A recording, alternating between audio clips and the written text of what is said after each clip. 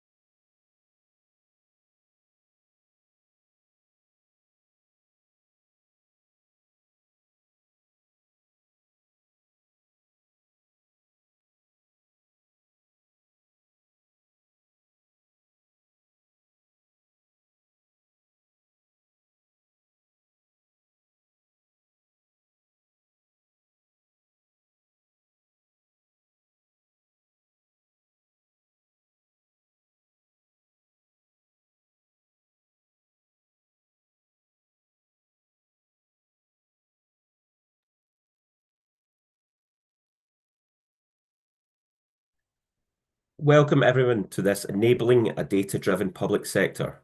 And my name is Fraser Young and I'm the Senior Director at Morgan Hunt, responsible for our IT business across the UK. For anyone who doesn't know Morgan Hunt, we work across the public sector and heavily in housing, education, central government, NHS and the third sector, filling contract, fixed term and permanent roles across IT, projects and data for everything from IT support to cyber to project management to software developers to data to business analysts. We're also in public sector frameworks such as across the UK, such as CCS, RM 62277, ESPO and SUPC. Today, I'm delighted to be joined by Patrick Haston.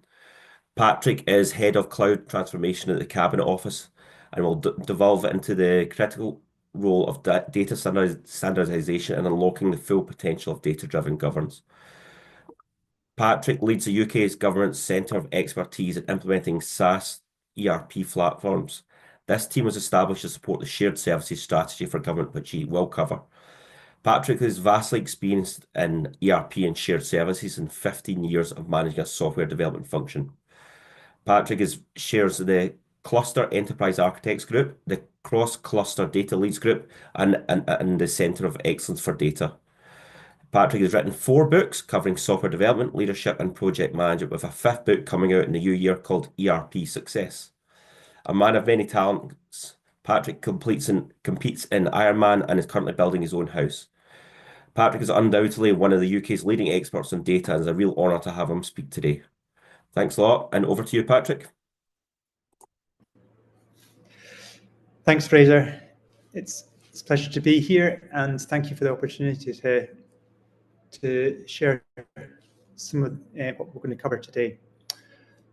So I want to talk about data and its role in how we can use data to help government make better decisions. So let me just move on to my first slide. So the challenge, that, as I see it, is that good decisions are informed by good analysis. That depends on having access to the data in the right time when it needs it, which in turn requires up-to-date data, and that data needs to be kept securely and safely in those data stores. And the data itself needs to be compliant with standards, or we won't be able to use it, because this data is typically not held in one place, it's held across multiple places. The things that are controllable from my perspective are the bottom 3 of those. I've been working to help define those data standards. I'm advising on the program to implement these data stores, and we're doing some work on improving the access to that data. I rely on others to do the analysis and decisions. Well, that's up to ministers and senior people, and that's beyond my my control completely. But if we give them the information, that will hopefully help them make more informed decisions. So starting off with the data standards, we've been working on this for quite some time, and we started off as part of the shared services strategy. I'm going to be talking more about the shared services strategy, so don't explain what that's all about.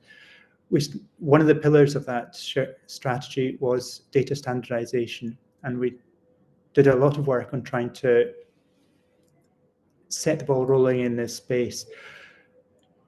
It soon became clear, however, that the ownership of the data did not, that we were trying to introduce standards for, actually lay with the functions. So in functions in government terms, in civil service speak, functions are the HR function, finance function, and so forth.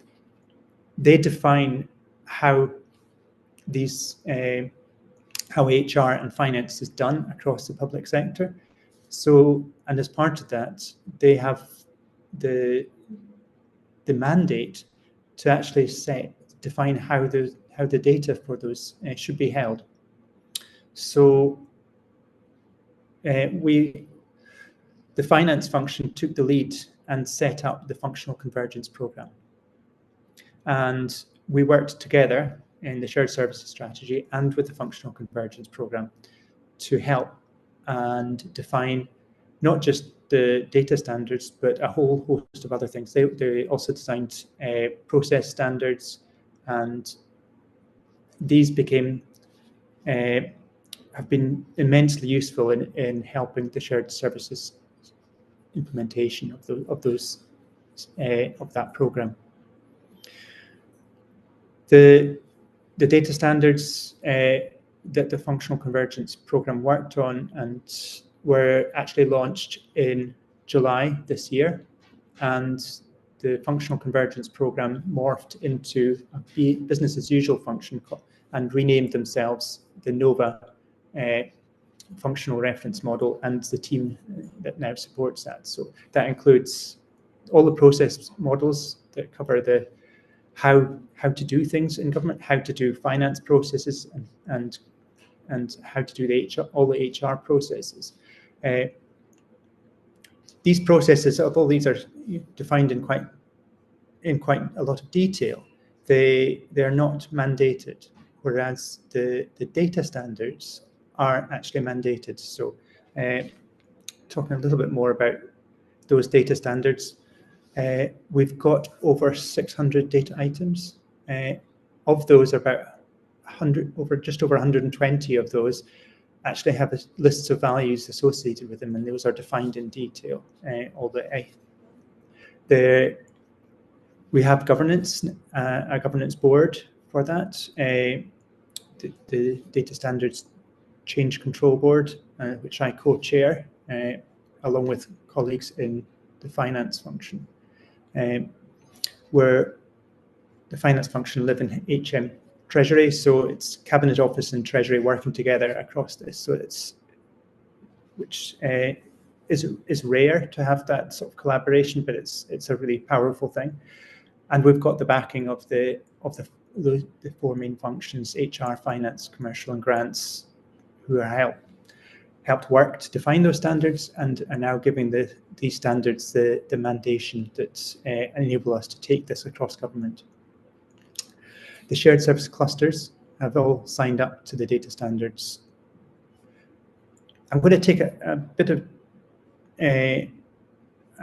time out here just to go into what does this actually mean on the ground. So, and what do we mean by data standards? I think an example probably makes it more real. So, say let's take the grade of a post or of a person. That's one of the HR data standards. So, in the civil service, that's traditionally been defined as, there's a set of standard grades that start at AA, administrative assistant, and administrative officer, executive officer, HEO, SEO, and so on up through the grade structure. these grades were defined decades ago, literally decades ago, and many organizations still use those grades. We recognize that quite a few have actually moved away and defined their own grade structures. And there are some functions, some parts of government where those actual grades don't actually make a lot of sense. The civil service is such a broad, has such a broad remit and covers so many different roles. Much more than just the traditional,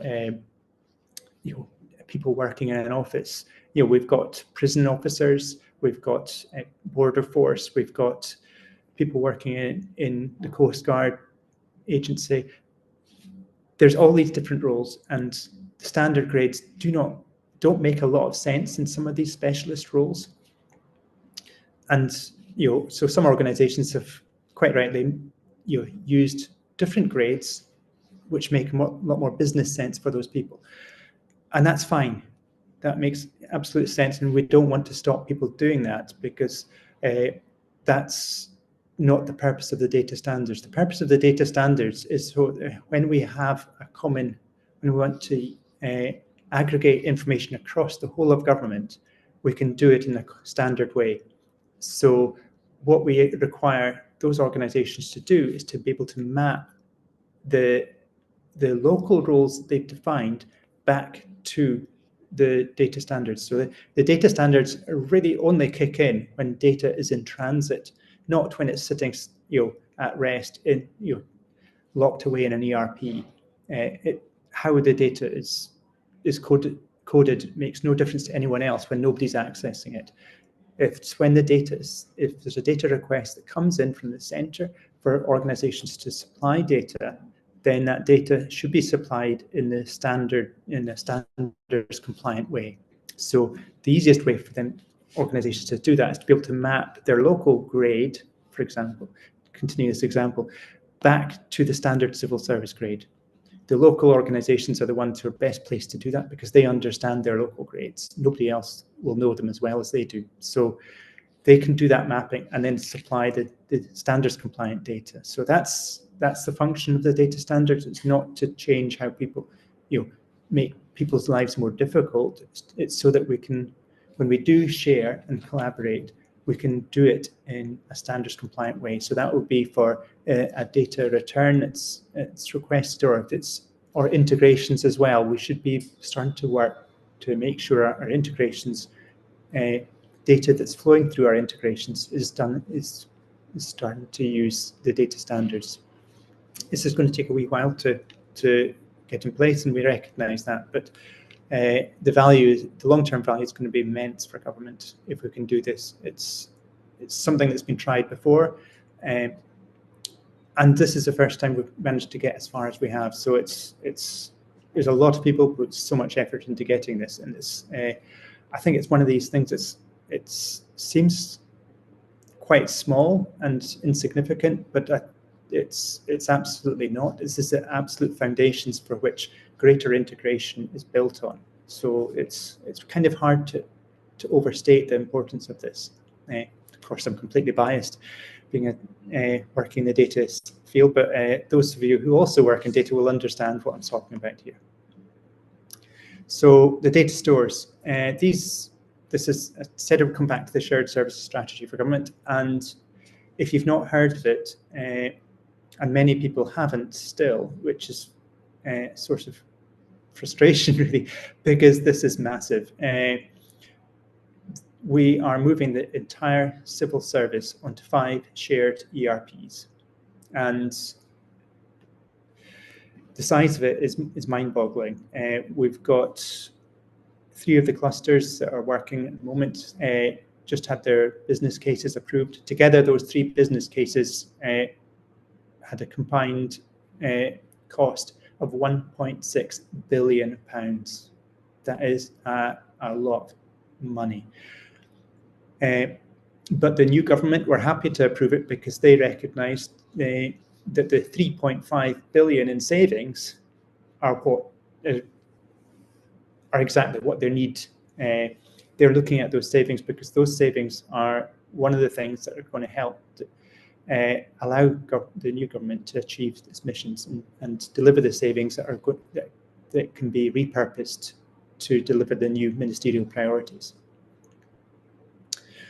So just a bit of background. So that these figures seem a lot, but when you consider that, how much money each government spends on the work that could be delivered through shared services, it's $500 million a year is a lot, and this shared service program is going to impact on over 500,000 civil servants, and the numbers of transactions going through are just off the scale. It's interesting that those three programs are three of those ERP implementations, which contracts have now been signed and are now going through, now started their implementation, are probably all in the top 10 or maybe even top 5 ERP implementations in the world at this time. So it's big programs. Need to find a word bigger than big. So why is this all about? Well, some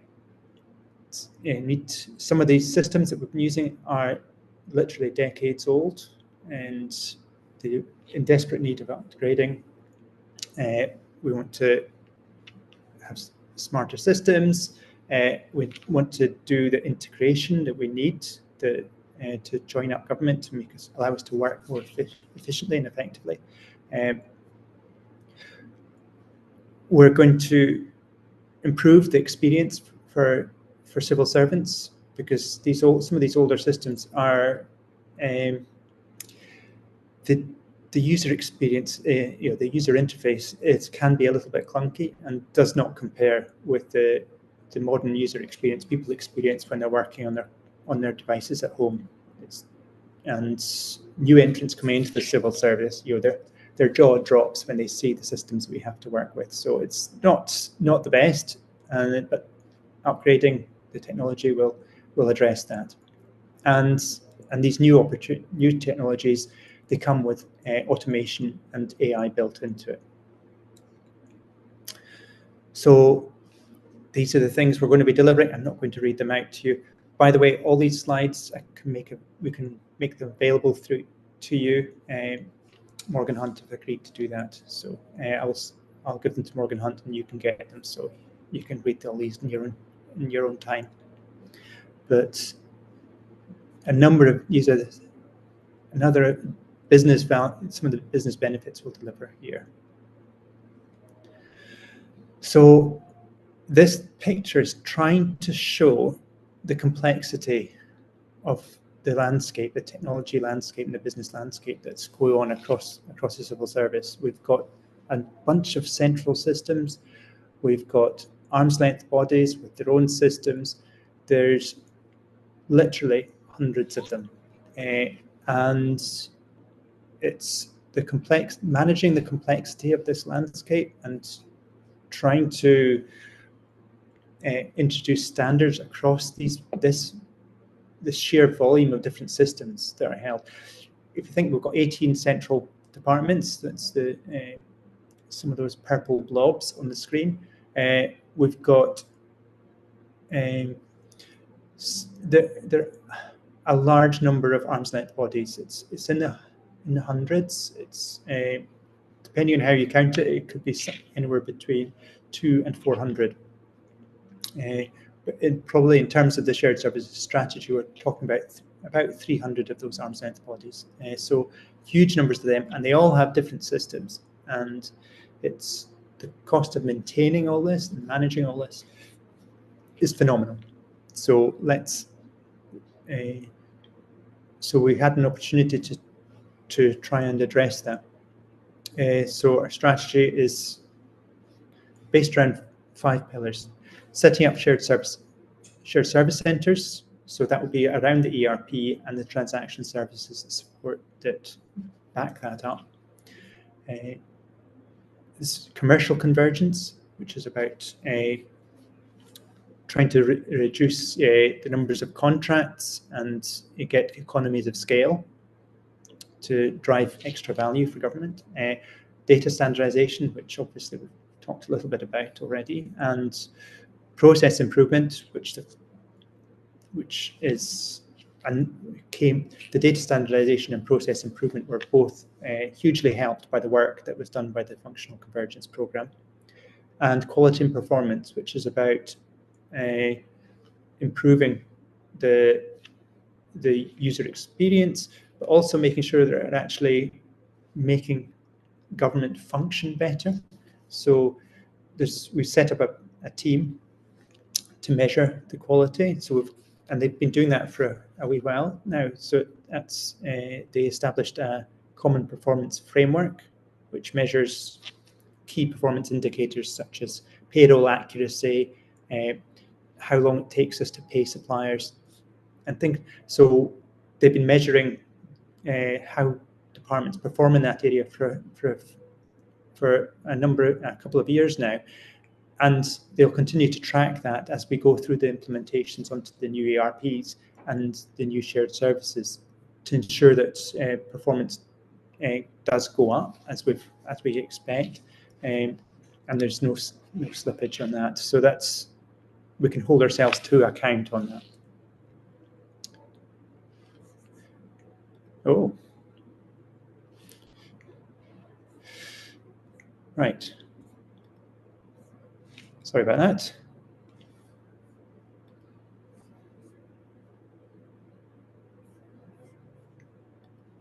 Right.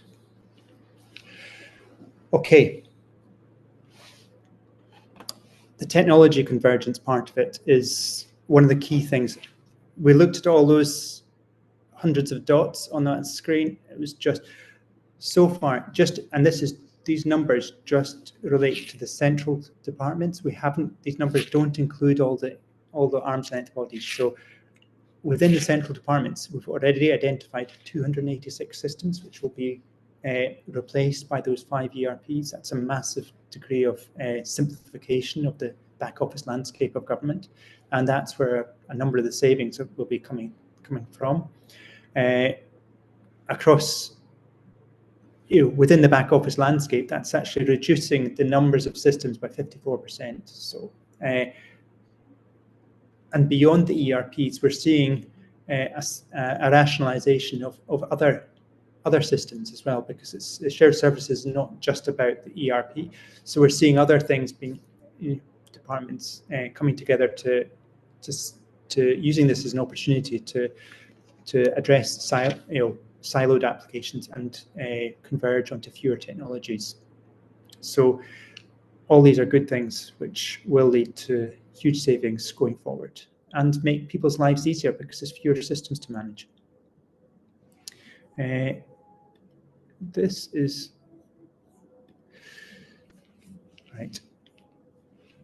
We're just going to carry on. I think we're going to keep getting this, but just bear with me. It's the commercial convergence set up new frameworks to enable the procurements, but importantly, the customers determine their own procurement strategy, and actually this actually was really key because the way they procured has actually led to even greater savings. In one of the clusters, we've seen that the ERP licenses that they've procured, because they were able to, through the economies of scale and their buying power, they were able to negotiate a deal that was almost they were able to buy all their ERP licenses almost for what one of the departments was paying. They can get all the departments almost for the same price through that additional purchasing power. It's things like that that will lead to huge savings, not just in terms of efficiencies and how we do things, but also in actually hard cash. And that's a real validation of the shared services strategy, and it's great to see that. So that's and in data standards, we've got the common data standards. which we've talked about, and that is going to enable things like interoperability across government. There are multiple programs going on in government at the moment. It's always this way, but one of those is the interoperability One Data program, and one of the things in that is the staff transfers project. If anybody's moved departments from one department to another in the past, you will know what a horrible process that used to be.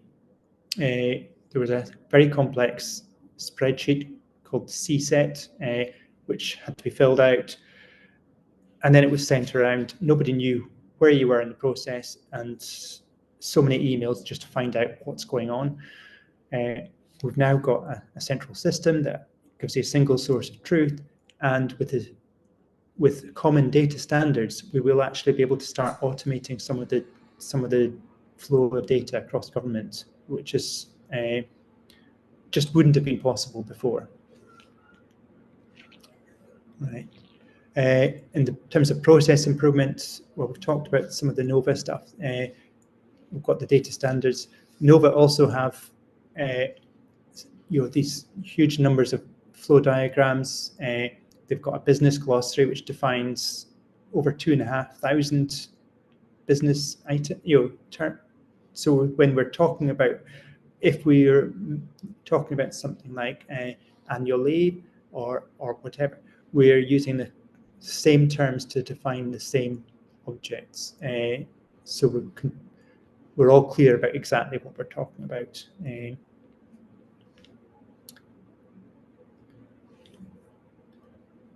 Right.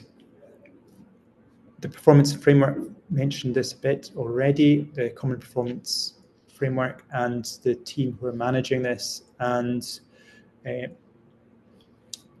it's currently quite a manual process. They have to, departments are asked to fill out spreadsheets and listing their performance against all these different metrics, and then send those in by email. Not the best, but once the data comes in, it can be loaded onto a very small database and reported on through an online dashboard that's gives a really good indicator of how well government is doing across a number of indicators. So just thinking of that last point about how that's a very manual process, getting that data into the centre to be able to do any sort of analysis on it and to be able to report, it's hugely manual. People have to fill out a spreadsheet. They probably have to run reports off a system to get that data, put it into Excel. Somebody would have to check it. Somebody else might sign it off, and then they would send it back through email, through the internet, not the most secure. Somebody else in the team, the centre, would bring that data, download these Excel spreadsheets and upload them into their small database so they could crunch the numbers. And then you would have to chase up for late submissions and stuff like that. Lots of manual effort all across the place, and we can do better. It's not. This is 2024. We should be able to do better. So one of the things we're just kicked off is a consultation, a discovery work for what better might look like. So this is hot off the press. It's not policy. This isn't this is what we're consulting on. What actually happens may look different from this, but this is the start of what this is the vision for what one possible future. And so we're asking stakeholders across government about this. So we will have 5 ERPs across government, and they will. We have an integration hub that's managed by that one data team that we talked about, interoperability one data team who do the who are doing the staff transfers. They have also created an integration hub. We could create, well, there are existing central teams who are working with this data. I talked about the Common Performance Framework. They use a database which is called GRID, which is used for various other HR things. There are equivalent teams across the centre of government who are trying to work on different aspects of that, both in HR and in finance, those functions, because these ERPs that we're rolling out, they largely cover the HR and finance function. So ultimately, those 5 ERPs will hold all the HR and finance data for all the central government departments, plus the vast majority of arm's length bodies. So having that as a resource that decision makers in the centre and specialists can access, but in a secure way. What we don't want to do is create a central data lake. That would be, in my view, a mistake. It would be a huge risk to the organ, especially if it's included HR data, because there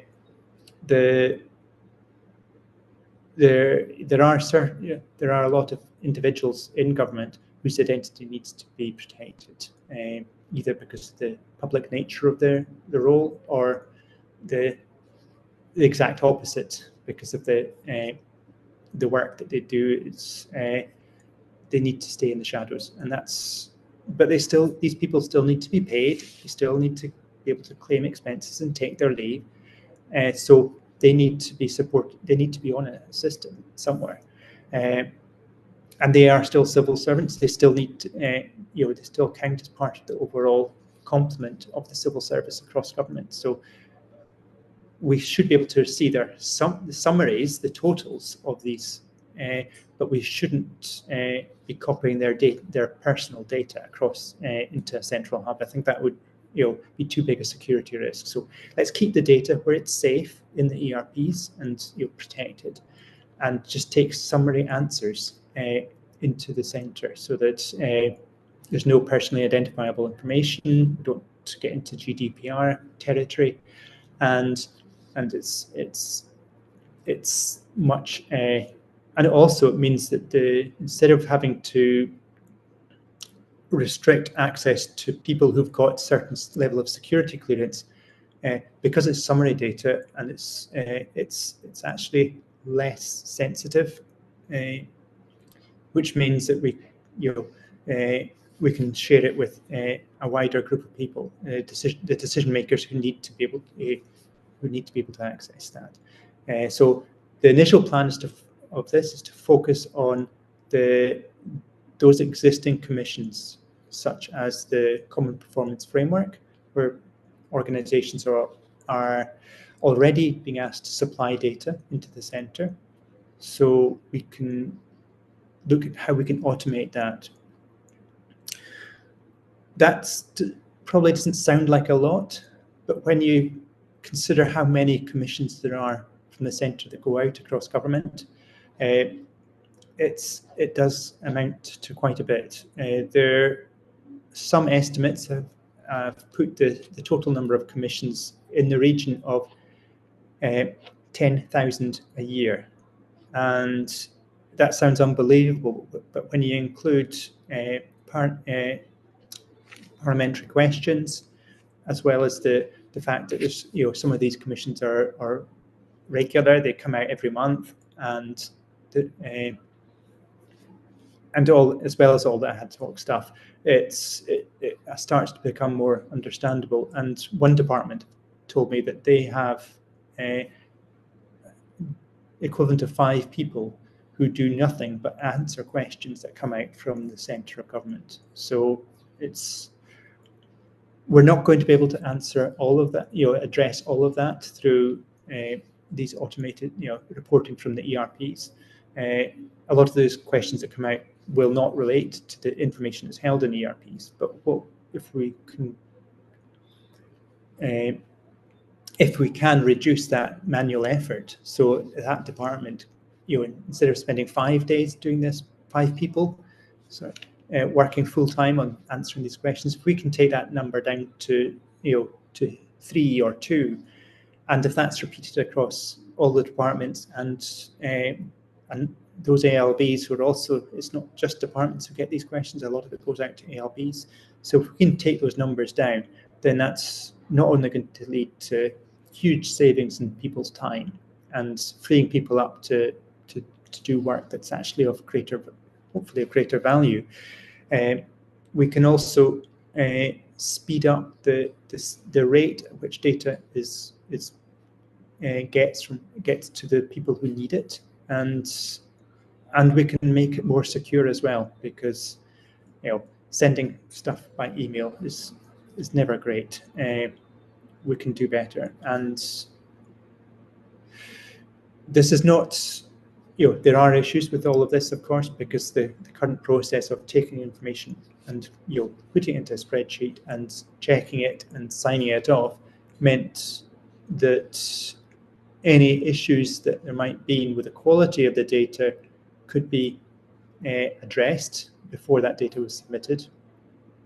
So if you're pulling information directly, then you're absolutely reliant on the quality of the data in the ERP, and this might be seen as a risk, but I see that as exactly the opposite. I see that as an opportunity, because it's only when you actually expose data that people put the effort in to actually making sure, fixing it. If it's too easy, the easiest thing is always just to, that number is not right, I'll just correct it, and just doing those post hoc corrections it seems easy, but it's actually the right thing to do is to fix the data at source, and then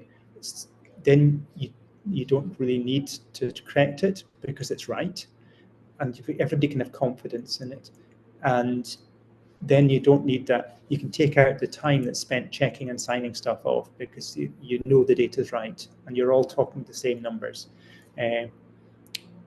That's the right thing to do, and we won't get there unless we change the process. If we continue with the current process of downloading information, putting it into and correcting it, and before we sign it off, nothing will change. The data, we need to break that pattern to change, to force people to put in the time to fix the data. Sorry, let's rant over there, and I'd get a bit passionate about data quality. But this is the vision, to try and make data more accessible to the people who need it, and we can only do that once we've got the data into these 5 ERPs, and that data is standards compliant. So the actual standards is a foundation for everything that builds on top of that. And I think that brings me to the end of my presentation, and I was hoping to leave some time for questions, so I'm going to stop sharing. I'll just leave that up on the page, actually, because it's quite like that diagram. That was really interesting, Patrick. So yeah, if anybody wants to put any questions in the chat, please, it'd be appreciated. We can ask Patrick, our expert, anything you want to.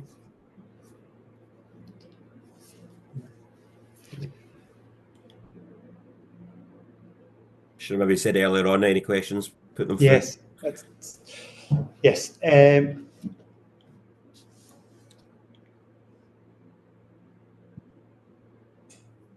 Yeah.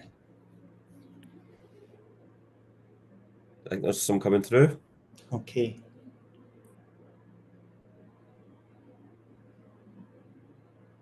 How long is the consultation of the ERP systems expected to take? Yes, a good question, because it's going to take a while. We've got 5 clusters. We've got the overseas cluster is live, which is great. They chose Oracle, by the way, so Oracle Fusion. They had a head start. That's why they're live already, and they are a single department cluster. It's basically FCDO. So they are now live with their platform, and have been for a wee while now. Next is Defense cluster. They went live with their HR for their civilians, HR and payroll. And again, they chose Oracle. They're currently working at looking to move on their finance and their military HR onto that same platform. That's a work, and they're doing the design work for that just now. So that's going to take a few years to work through. Then the other 3 clusters, that's Synergy, Unity, and Matrix, have all just signed their contracts, and they are now working on going through those configuration workshops. So I would expect that the first departments will start onboarding onto those clusters in, probably, realistically speaking, it's probably going to be early 26. We might get some coming on towards the end of 25, but I think that might be unlikely. I think it's, and that's going to take a couple of years to run through before they onboard all the central departments. So the central departments will be up and running probably, by the end of 27, maybe into 28, that sort of time scale. And then there's a phase 2 arm's length bodies as well. So that work will then kick off, and it's going to take. This is not going to be a quick process. There are just the sheer scale means it's going to take a long time. So yeah, it's until all the arm's length bodies are on. I couldn't even begin to guess at this stage, but it's the department should all be up and running by 28. Yeah, good time to be an ERP expert. So next question, how will you handle potential challenges of creating 5 large silos? Yes, so we're working closely with the clusters as they come together and as they converge. The challenges are one about security, because you're putting information into, as you consolidate information, you're creating a greater security risk. Because it becomes a more attractive target for the bad actors. And because of the nature of our work, it's not just organized crime or script kiddies in their bedrooms trying to prove how good they are. We also have nation states after us, which brings the challenge to a whole new level. So there is so security is absolutely one of those, and we're working closely with technology providers. That's Oracle, SAP, and Workday. I forgot to mention that Synergy have chosen Oracle as well. Unity have chosen SAP, and Matrix Cluster have chosen Workday. So we've got a good mix of technologies there. So we've been working closely with the vendors to make sure that they are addressing our security requirements. And so that security is a big one. Agreeing common data standards. Well, the Functional Convergence Program and INOVA have defined a good number of those. Obviously, there's more data in an ERP than just those 600 items we've already identified. There's probably something like in the region of 4,500 different data items that are held in an ERP. So, but the clusters are on it. They've got teams working together from the different departments, all working to agree those things. And the logistical thing of data migration and data quality, ensuring the data quality, I think is probably it can't be underestimated. It's going to be a big job. It's just sometimes you just need to throw a bunch of people at it, and get a bunch of experts at it and get them to work it through. It just takes time. Good. No, so the next question, interesting one. How has senior engagement gone? Because obviously that can be a problem, but what strategies have you used to ensure buy-in at the exec level? Yeah, at the beginning, when the strategy was first launched, we had a bit of a greater mandate. As the program moved through, though, the clusters have grown in their, as these clusters were established and set up,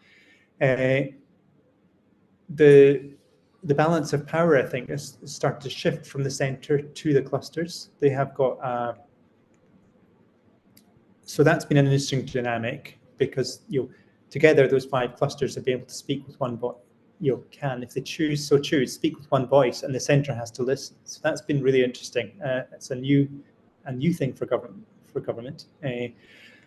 But also within the clusters, getting that agreement by the departments to work together and collaborate is not easy, and to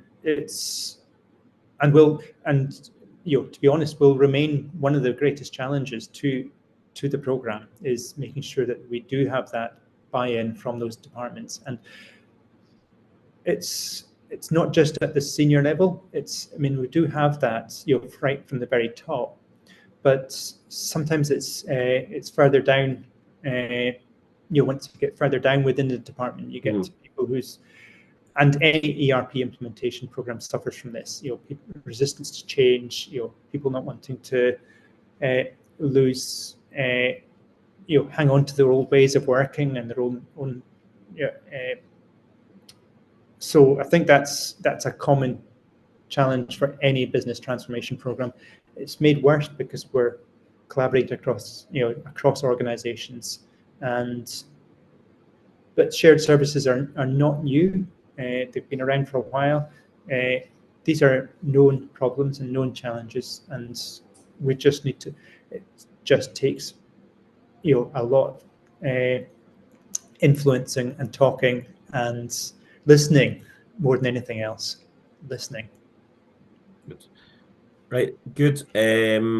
Some more questions here. Seems a few.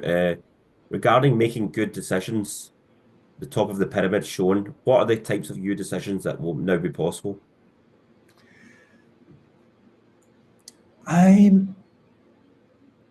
That's a really good, interesting one. I don't know about new decisions. I think what we will have is decisions that are better informed by more up-to-date information. Quite often, just things like the size of the civil service. We know roughly how many how big the civil service. We know roughly where they are, but that changes on a regular basis, and specifically in some locations that can change quite quickly. So having more accurate information, I think, will help inform better decisions. It's going to really help when the next emergency arises. Yeah. we don't know when it's going to be, and we don't know what it's going to be. But having accurate information, that's the decisions that in an emergency. That's when having timely information counts. Yeah, that makes complete sense. What approaches are being used to lower the risk of incremental delivery?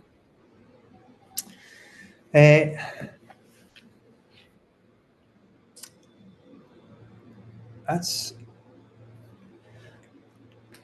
incremental delivery in terms of rolling out these ERPs is realistically, it's the only way it can be done. We can't, onboarding one department at a time is big enough, to actually try and the thought of trying to onboard multiple departments at the same time onto the same ERP would just bear thinking about. It would be so complex and so difficult. We just wouldn't want to do it.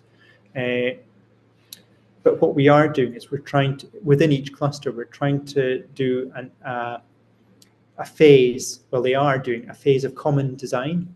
So all the departments are working together to define the design of the solution. And then each department is onboarded one at a time. So they are all involved in the design, and then it's just in the onboarding. So it does mean that some of those, the technology is talking about, in the end, that the whole of government view is going to be. It's not going to be. We're not going to have a complete picture. We're only those departments who are onboarded onto their cluster ERP are going to be able to benefit from that initially. But as each department comes on board, that's going to get that solution will just get richer and better. Brilliant. I knew this one was coming. Given the huge data volume, is AI being considered to suggest or automatically improve data quality? That's a good question. I don't know. The clusters are each working on their own data migration, and